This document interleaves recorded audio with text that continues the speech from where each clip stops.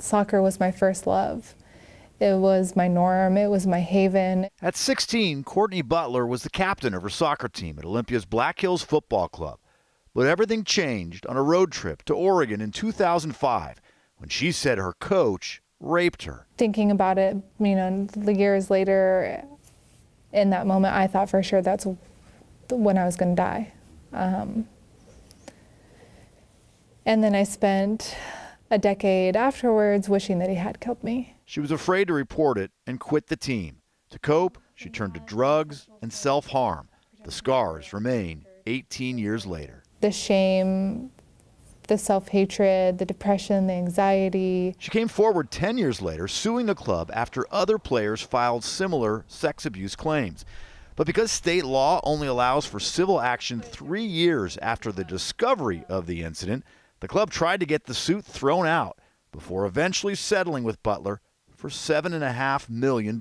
I'm begging you to please support this bill so that other victims can come forward and start the healing process that all of us deserve to have. Butler told House of Representative members to pass a bill to remove that time limit.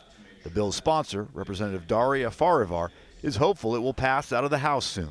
Opponents raised concerns that the bill is too broad and would make organizations like nonprofit camps, state agencies, and school districts open to lawsuits for incidents that happened decades ago, where past employees and records could be long gone. It was not something that I ever wanted to tell anybody. Butler is glad she held the club responsible and now fights for others because she knows that trauma doesn't ever just expire. It's made me realize that for all the years that I beat myself up for something that I didn't do to myself isn't something that I need to carry around with me anymore.